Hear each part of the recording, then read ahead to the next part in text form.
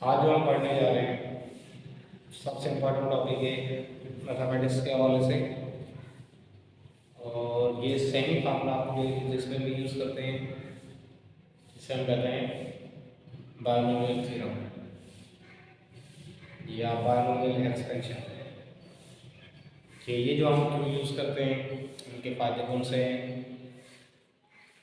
कि जिस तरीके से हमारे पास बायनोमियल का नाम बोला जाए तो उसका मकसद है कि जब हमारे पास क्या हो, बाय का मकसद होता है two, no means terms, binomial means जिस पे दो टर्म हो, जिस पे दो टर्म हो, तो हम क्या करें, binomial. Bi means two, no means term. तो ऐसी एक्सप्रेशन जिसमें दो टर्म्स हो उसे हम क्या कहते हैं, बायनोमियल कहते हैं। अब इसकी पहचान हम कैसे ले सकते हैं कि ट्रम और फैक्टर में क्या डिफरेंस होता है। ट्रम और फैक्टर में जो है क्या डिफरेंस होता है कि दो कोई भी ऐसी एक्सप्रेशन जो कि मल्टीप्लिकेशन के फॉर्म में होती है। जैसे अगर हमारे पास एक एक्स है दूसरा वाई है, लेकिन इसमें से प्लस या माइनस की जो सिंबल नहीं आ रही बीच में, तो ये क्या कहलाएगा, एक ट्रम कहलाएगा। ये कौन सा है, एक ही ट्रम है। जब आप इसको क्या करें, प्लस और माइनस से क्या करें, अलग करें। जैसे ये x प्लस वाई लिखे तो ये एक ट्रम, ये दूसरा टर्म, तो ये इसमें कितने टर्म बन जाएंगे, दो। तो इसे हम क्या कहते हैं, बायनोमियल। यह लिखा हुआ है a प्लस b, तो एक टर्म ये दूसरा टर्म, इसे हम क्या कहते हैं, बायनोमियल कहते हैं। अगर दो से ज्यादा टर्म्स हो तो ट्राइनोमियल, अगर एक टर्म है तो मोनोमियल। तो सिंपल चाहे प्लस या माइनस की सिंबल अगर दरम्यान में आ रही है तो वो हमें क्या बताती है, उसमें टर्म्स। जब मल्टीप्लिकेशन के फॉर्म में होते हैं उसे हम क्या कहते हैं, फैक्टर्स कहते हैं। तो ये क्लियर होना चाहिए कि जो ट्रम और फैक्टर में क्या डिफरेंस है। ट्रम में जब हम क्या यूज करते हैं, एडिशन की सिंबल या माइनस की सिंबल या सब्ट्रैक्शन की सिंबल, और फैक्टर में क्या होता है, मल्टीप्लिकेशन। सिमिलर नंबर की जो मल्टीप्लिकेशन हो या कोई भी हमारे पास अलजेब्रिक एक्सप्रेशन हो, एक एक्स से दूसरा वाई, इनको अगर एक्स प्लस वाई लिखें तो ये क्या बनेगा, दो टर्म्स में बायनोमियल है। अगर इनको मल्टीप्लाई करें तो ये क्या बनेगा, एक ही टर्म बनेगा। ठीक है, तो इसमें जो हमारे पास जैसे फार्मूला होता है कि a plus B whole square, क्या होता है, a plus B whole square, वो जब हम लेना चाहिए a plus B whole power 0 तो क्या बनेगा 1, a plus B whole power अगर 1 है तो क्या बनेगा, a प्लस बी बनेगा। a plus B whole square अगर पावर 2 है तो हम क्या लिख सकते हैं, a square plus 2ab plus b square. अगर पावर 3 भी आ जाए तो आप लिख सकते हैं a plus B whole cube is equal to a cube plus 3a square b plus 3a b square plus b cube. चलो ये पहला वाला फार्मूला ये सबको याद होगा। दूसरे में थोड़ा सा जो है प्रॉब्लम होती है, a plus B whole power 3 जो है क्या है, a cube plus b square b plus 3ab square plus b cube. अगर पावर 4 आ जाए, पावर 4 आ जाती है तो हम क्या हो जाते हैं, परेशान हो जाते हैं। थोड़ा सा जो है हमें सोचना पड़ता है कि ये कैसे होगा, लेकिन विदाउट आपको किसी सोचने के बगैर आप जो इसको कैसे कर सकते हैं। अगर मैं लिखूँ a plus B whole power 4 तो मैं डायरेक्टली इसको लिख सकता हूँ a power 4 plus 4a cube b plus 6a square b square plus 4ab cube plus b power 4। कोई भी मैंने मान यूज नहीं किया, लेकिन डायरेक्टली अगर a प्लस बी पावर 5 आ जाए तो भी आप क्या कर सकते हैं, ये बनेगा a power 5 plus 5 a power 4b plus 10 a cube b square plus 10 a square b power 3 plus 5 a b power 4 plus b power 5 a plus b whole power 6 आ जाए तो क्या लिख सकते हैं, a power 6 plus 6 a power 5 b plus 15 a power 4 b square plus 20 a cube b cube plus 15 a square b power 4 plus 6 a cube b power sorry a b power 5 plus b power 6 a plus b whole power 7 क्या लिख सकते हैं, a power 7 plus 7 a power 6 b plus 21 a power 5 b square plus 35 a power 4 b cube plus 35 a cube b power 4 plus 21 a square b power 5 plus 7 a b power 6 plus b power 7 a plus b और power 8 हम क्या लिख सकते हैं, a power 8 plus 8 a power 70 plus 28 a power 6 b square plus 46 a power 5 b cube a 56 plus 70 a power 4 b power 4 plus 56 a power 3 b power 5 plus 28 a power 2 b power 6 plus 8 a b power 7 plus b power 8। तो ये जो फार्मूले मैंने directly लिखे मुझे भी याद नहीं, मुझे पीएससी कहाँ तक याद था, a plus B whole square तक याद था, लेकिन ये बाकी जो ये मुझे याद नहीं थे। ठीक, तो ये याद भी नहीं थे तो फिर कैसे छपाई किए, यहाँ पे जो है लिखे कैसे। तो ये थोड़ी सी माइंड की गेम है, इस माइंड की गेम के लिए या ये जो फार्मूले जो है आपको याद नहीं है लेकिन फिर भी आप ये लिख सकते हैं कि हमारा बेसिक नोट है। तो ये लिखने के लिए हम क्या करना है कि पहले सिंपल मैंने क्या लिखा, a plus B whole power 1।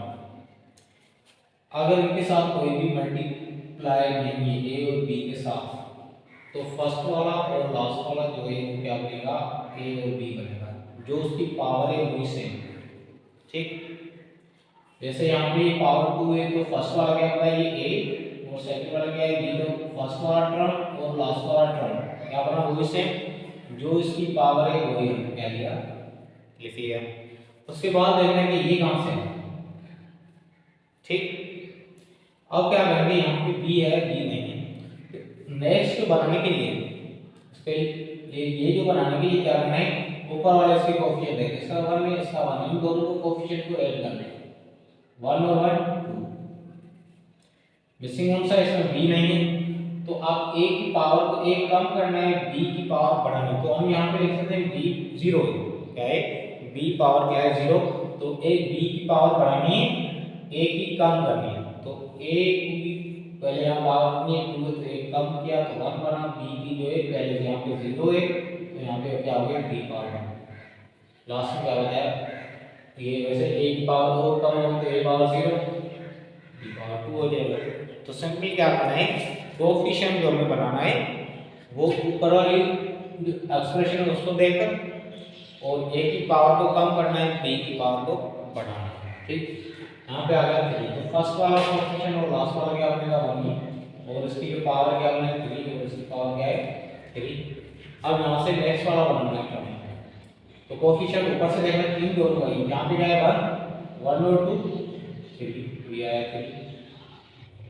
ठीक, पावर 3 है तो क्या होता है नेक्स्ट टर्म बढ़ाने के लिए a की पावर है वो a की काम करनी और b की बढ़ानी। यहाँ पे b प्रेजेंट है तो यहाँ पे b 1 होगी और a किया गया एक कम किया तो a स्क्वायर। अब इसको नेक्स्ट बनाने के लिए ये वाला बनाना है तो ये दोनों हो गया इसका पेयर, बाकी दोनों पेयर का आप ले लो तो 2 और 1 क्या बनेगा 3। a की और कम करनी तो 2 है यहाँ पे 1 बना, b की एक बढ़ानी तो स्क्वायर बना, ये b की पावर 2। ठीक, पावर 4 के लिए ये वाली वैल्यू को आपको याद रखना है। a पावर 4 फर्स्ट वाला और लास्ट वाला क्या होता है वो सेम रहेगा। ठीक, तो a पावर 4 नेक्स्ट बनाने के लिए यहाँ पे क्या 1 1 और 3 4, एक पावर कम की b की बढ़ाई, ये दोनों हो गए। उसके बाद इन दोनों को 3 और 3 3 और 3 6, a की कम की b की बढ़ा देंगे।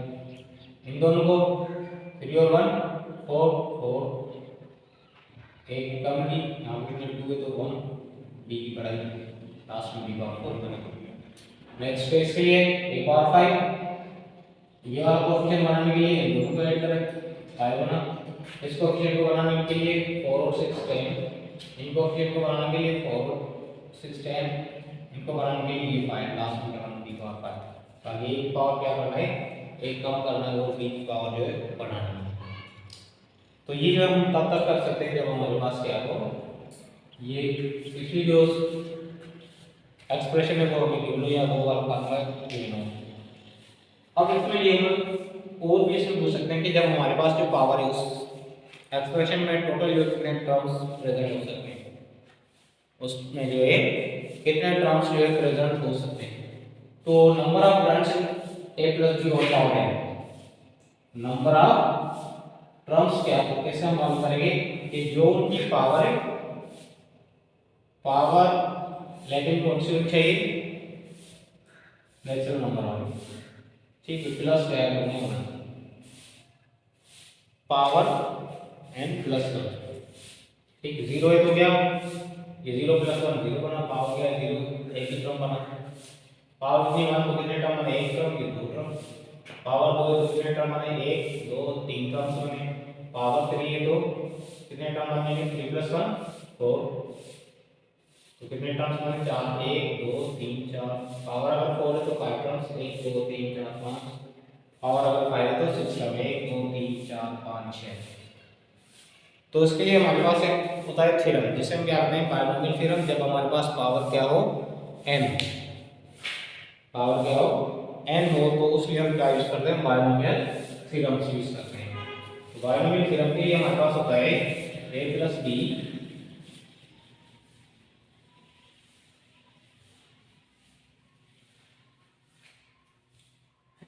b होल पावर अगर n लिखा हुआ है a plus b whole power n, तो जनरली पावर n के लिए हम लिख सकते हैं a power n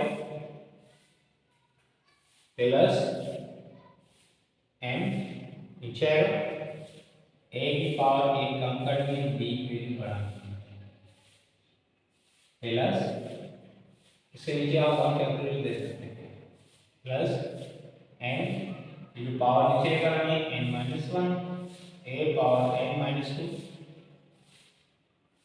b power 2 divide by 2 factorial plus n minus 1 power को नीचे लेकर आए n minus 2 a power n minus 3 b power 3 divide by 3 factorial plus कोई करते जाएगा वैल्यू b पावर n का, या उसकी फॉर्म लिख सकते हैं a plus b whole power n, a plus b whole power n is equal to n a power n plus n combination 1 a power n minus 1 b plus n combination 2 a power n minus 2 b power 2 plus n combination 3 a power n minus 3 b power 3 plus b power n।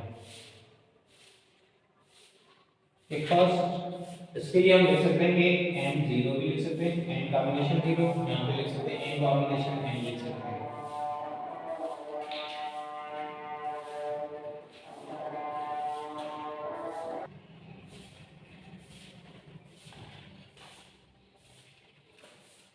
तो इसको जो आप एक और तरीके से कर सकते हैं कि a plus B whole power n is equal to a power n plus n combination 1। ये कॉम्बिनेशन के लिए यूज कर सकते हैं, ये भी कॉम्बिनेशन के लिए a power n minus 1 b plus n combination 2 a power n minus 2 b power 2 plus n combination 3 a power n minus 3 b power 3 plus b power n। तो ये हमारे पास, इसे हम क्या कहते हैं, बाइनोमियल थ्योरम्स कहते हैं। जब दो टर्म्स a प्लस बी है, उसके ऊपर पावर जो है वो n है। a और b कोई भी वैल्यू हो सकती है, x हो सकता है, y हो सकता है, 2x 3y जो कुछ भी हो, लेकिन पावर क्या हो, n हो। अब इसमें हमारे पास total number of terms, total number of terms in this expression कितना बनेगा, n प्लस 1। पावर क्या है हमारे पास, उसमें एक बढ़ाएंगे तो उसमें क्या बनेंगे, टोटल नंबर ऑफ टर्म्स बनेंगे। नंबर 2 कि कौन से जो कोएफिशिएंट है वो आपस में इक्वल होते हैं, तो हम हमारे पास n r is equal to n combination n minus r। ये वाला करेंगे भी होगा तो वो कोएफिशिएंट आपस में क्या होंगे, इक्वल होंगे। जैसे हमने पहले किया कि a square plus 2ab plus b square a cube plus 3a square b plus 3ab square a power 4 plus 4a cube b plus 6a square b square plus 4 ab cube plus b power 4। अब इसमें ये दोनों इनके coefficient आपस में equal है, ये वाला कोएफिशिएंट और ये वाला कोएफिशिएंट आपस में इक्वल है, ये वाला कोएफिशिएंट ये वाला कोएफिशिएंट आपस में इक्वल है, ये दोनों कोएफिशिएंट जो आपस में इक्वल है। और भी अगर हम लिखते हैं a power 5 plus 5 a power 4 b plus 10 a cube b cube b square plus 10 a square b cube plus 5a b power 4 plus b power 5। ये वाला कोएफिशिएंट आपस में इक्वल, ये वाला कोएफिशिएंट आपस में इक्वल, ये वाला कोएफिशिएंट भी आपस में क्या है, इक्वल है। तो इस कोएफिशिएंट के लिए जनरल क्या है, n combination r is equal to n combination n minus r। For suppose अगर हमारे पास है पावर कितनी है, इसमें 3 पावर है, क्योंकि क्या है a plus B whole power 3। अब इसमें हम लेना चाहेंगे n की वैल्यू है 3 और 1, ये बराबर होगा 3 माइनस 1, तो 3 combination 1 is equal to 3 combination 2। अब ये क्या शो कर रहा है, सेकंड टर्म को, ये शो कर रहा है थर्ड टर्म को। तो सेकंड टर्म और थर्ड टर्म आपस में इक्वल होंगे, ये सेकंड टर्म ये थर्ड टर्म आपस में इक्वल है, ठीक। इस पे आ जाए पावर 4 पे a plus B whole power 4, a plus B whole power 4 में हमारे पास क्या है 4 0, ये होगा 4 0 4 4 के, क्योंकि 4 0 यहाँ पे 4 4 माइनस 0 करेंगे क्या लगेगा 4 4। इसे हम क्या करते हैं, फर्स्ट टर्म का कोएफिशिएंट और लास्ट टर्म का कोएफिशिएंट इसका expression a plus B power और पावर n में, ये हमेशा क्या होगा, n combination 0 is always equal to 1, n combination n is always equal to 1। इनके अलावा इस पावर 4 वाली में 4 combination 1 is equal to 4 combination 3 हमेशा इक्वल होगा, या 4 कॉम्बिनेशन 2 जो कि 4 कॉम्बिनेशन 2 है। तो इसका ये जो टोटल नंबर होंगे इतने 5 टर्म्स होंगे, और फर्स्ट वाला इसमें भी आप लिखेंगे सेकंड टर्म, ये कौन सा टर्म होगा, फोर्थ टर्म। सेकंड टर्म और फोर्थ टर्म के कोएफिशिएंट आपस में इक्वल होगा। ये सेकंड टर्म का कोएफिशिएंट 4 है, ये थर्ड टर्म ये फोर्थ टर्म का कोएफिशिएंट जो है आपस में इक्वल है। इस तरीके से पावर 5 पे आ जाए। पावर 5 हो गए तो हमारे पास टर्म्स होंगे 6, तो 5 1 बराबर होगा 5 4 के, क्योंकि 5 कॉम्बिनेशन 1 क्या बताया यहाँ पे n माइनस r, 5 माइनस 1 क्या बनेगा 4, या 5 2 यहाँ पे है तो 5 कॉम्बिनेशन 5 माइनस 2 3 के। इसमें हम क्या सेकंड टर्म और फिफ्थ टर्म का कोएफिशिएंट इक्वल है, थर्ड टर्म और फोर्थ टर्म का कोएफिशिएंट इक्वल है। Second term third fourth fifth term का कोएफिशिएंट, सेकंड और फिफ्थ टर्म का कोएफिशिएंट आपस में इक्वल है, और ये थर्ड टर्म और फोर्थ टर्म का कोएफिशिएंट आपस में इक्वल है। तो ये क्या हो जाएगा, सेकंड टर्म का कोएफिशिएंट और ये फिफ्थ टर्म का कोएफिशिएंट, ये फिफ्थ टर्म ये थर्ड टर्म का कोएफिशिएंट है और ये फोर्थ टर्म का कोएफिशिएंट है। तो ये दोनों जो आपस में इक्वल होंगे। तो मैं जनरल कंडीशन कौन सी थी, n combination r equal to n combination n minus r, यहाँ पे जो है दोनों के कोएफिशिएंट आपस में इक्वल होंगे। इसके अलावा the degree of each term, the degree of each term a plus b whole power n, the degree of each term in a plus b whole power n is always n। Her term की जो degree होगी वो क्या होगी, same होगी, वो किसके इक्वल है, जो उनकी पावर है उनके इक्वल होगी। तो क्या देखें यहाँ पे पावर क्या है, इसकी पावर 1 और 1, क्योंकि मल्टीप्लिकेशन में जब हम एक ही टर्म है, ये दोनों a पावर 1 और b पावर, इनकी जो पावर से इनको क्या करना पड़ता है 8, तो 1 प्लस 1 क्या बनेगा 2। तो इस टर्म की डिग्री कितनी 2, इस टर्म की डिग्री कितनी 2, इस टर्म की डिग्री कितनी 2। तो हर टर्म की जो डिग्री होगी, the degree of each term in a plus b whole power n always है। यहाँ पे पावर कितनी 2 है, तो डिग्री हर टर्म की डिग्री कितनी 2। यहाँ पे पावर कितनी 3 है, तो हर टर्म की जो डिग्री निकलेगी वो कितनी निकलेगी 3, a पावर 3, ये 2 ये 1 ये 3 बना, 1 ये 2 ये 3 बना, 3 बना। तो एक पार्ट में कौन सा मिला कि हर टर्म की जो डिग्री होगी वो उसकी जो पावर है या n के इक्वल होगी। इनके अलावा sum of coefficients, sum of coefficients of all terms, तो sum of coefficient of all terms हम लिख सकते हैं कि n0 plus n1 n2 n3 n4 up to plus n। इसे हम क्या करें, sum of coefficient of all terms in a plus b whole power n, या इस फॉर्म में लिख सकते हैं कि n combination 0 plus n combination 1 plus n combination 2 plus n combination 3 plus up to plus n combination है। तो ये हमेशा इक्वल होता है 2 पावर n, इसके इक्वल अपना है 2 पावर n। अब देखें ये हमारे पास है a प्लस b, सिंपल हम एग्जांपल लेकर करते हैं a square plus 2ab plus b square, इसके इक्वल है a plus b whole square के। तो इसका जो कोएफिशिएंट का सम, ये इसका कोएफिशिएंट क्या है 1 है, इसका कोएफिशिएंट क्या है 2, सेकंड टर्म का इसका कोएफिशिएंट क्या है 1, तो क्या बना 4। डायरेक्टली अगर करना चाहें तो a का कोएफिशिएंट क्या है 1, इसका कोएफिशिएंट 1 प्लस 1 2 होल पावर 2, तो क्या बनेगा 2 का स्क्वायर 4 बना डायरेक्टली। या सिंपल यहाँ पे क्या होता है, ये फॉर्मूला है 2 पावर n का, तो 2 पावर 2 क्या बनेगा 4 बनेगा।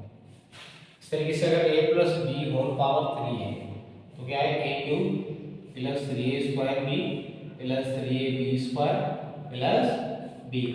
तो यहाँ पे पावर 2 पावर कितनी 3, तो डायरेक्टली आंसर कितना निकलेगा 8। लेकिन यहाँ पे देखना चाहें तो ये 1, इसका कोएफिशिएंट 1, इनका कोएफिशिएंट 3, इनका कोएफिशिएंट थर्ड टर्म का कितना 3, फोर्थ टर्म का कितना है 1, तो 1 3 4 4 3 4 और 3 7, 7 + 1 8। तो डायरेक्टली हम कर सकते हैं 2 पावर n।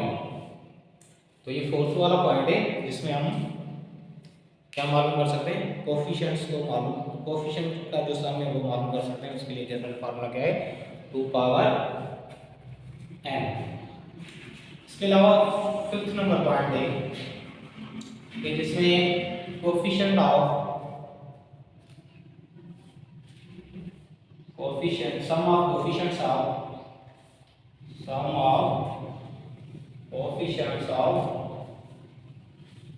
r terms. तो r टर्म का कोफिशिएंट पहला टर्म n0, चौथा टर्म, फिर फिफ्थ टर्म। तो इन सब के लिए हमारे पास है 2 पावर n माइनस 1। इस तरीके से sum of coefficients of even terms in a plus b whole power n, वो किसके इक्वल होगा, n1 n3 n4 n5 2 फिर इसका टर्म के लिए क्या होगा 2 पावर n माइनस 1। लेकिन ये जो sum of coefficients of r term, sum of coefficients of r terms is equal to sum of coefficients of even terms। तो ये आपस में क्या होता है, इक्वल। तो ये फिफ्थ पॉइंट, सिक्स पॉइंट, ये सेवन पॉइंट। इसके अलावा एक और चीज कि इसका हमें अगर जनरली हमें nth टर्म मालूम करना चाहिए तो वो कैसे मालूम कर सकते हैं, या उसका कोएफिशिएंट हमें देखना हो या उसका जनरल टर्म है वो हमें मालूम करना, तो वो जो है हम इस तरीके से मालूम कर सकते हैं डायरेक्टली। तो जनरल फार्मूला होता है a plus b whole power n, p r plus 1 is equal to n combination r a power n minus r b power r। ये फार्मूला है हमारे पास, या इसको हम लिख सकते हैं r plus 1 term is given by ये n combination r a power n minus r b power r लिख सकते हैं, या p r plus 1 term is equal to n factorial divide by n minus r factorial और r factorial a power n minus r और b power r के equal. तो ये formula होता है कि सपोज करिए हमारे पास है a plus b whole power 8 लिखा है, a plus b whole power 8 लिखा है। इसमें पूछा है कि फिफ्थ टर्म किसके इक्वल है, find the fifth term. Fifth term हमें क्या करना है, मालूम करना है इस एक्सप्रेशन में। तो डायरेक्टली हम ये तो यूज नहीं कर सकते, एक पावर 8 लगाएं फिर प्लस, तो पूरा बार में हम फार्मूला अप्लाई करके उसके बाद हम उसका काउंट करेंगे first second third fourth fifth last term ये। तो हम भी डायरेक्टली क्या फार्मूला है, ये वाला फार्मूला है, ये ले सकते हैं, ये ले सकते हैं। तो पहले r हम मालूम करेंगे। तो ये जो हमारे पास कौन सा टर्म रहेगा, r plus 1 term, r plus 1 term किसके इक्वल है, 5 है। सो r is equal to 5 minus 1, r की वैल्यू क्या आएगी 4। पहले हमें क्या मालूम करना है, r मालूम करना है। तो r क्या बना 4 बना। Now p r plus 1 is equal to n factorial divide by n minus r factorial और r factorial a power n minus r b power r।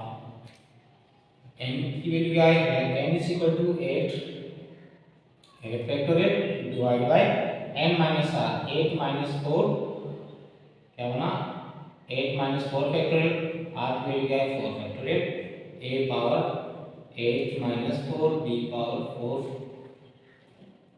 अब फैक्टोरियल किसके इक्वल होता है कि n फैक्टोरियल, ये इक्वल होता है कि n minus 1 n minus 2 n minus 3 इन सब की जो मल्टीप्लिकेशन है, आपको लास्ट में नंबर देना है 0 तक। और जीरो फैक्टोरियल होता है 1 के। जीरो फैक्टोरियल जो है 1 के। अगर 1 का फैक्टोरियल लेना चाहे तो 1, 2 का फैक्टोरियल किसके इक्वल होगा 2 into 1 2 के, 3 का फैक्टोरियल 3 into 2 into 1 तो 6 के, 4 फैक्टोरियल 4 into 3 into 2 into 1 इसके इक्वल बनेगा 24 के। फिर 5 factorial 5 into 4 into 3 into 2 into 1 तो ये किसके इक्वल होगा 120 है। तो 8 फैक्टोरियल को हम लिख सकते हैं 8 multiply by 7 multiply by 6 multiply 5 multiply by 4 4 पे इसलिए ब्रेक लगा लेंगे, यहाँ पे 4 कैंसिल होगा, डिवाइड बाय 4 फैक्टोरियल। इस 4 को हम ब्रेक कर रहे हैं 4 into 3 into 2 into 1 ये 4 फैक्टोरियल में कैंसिल।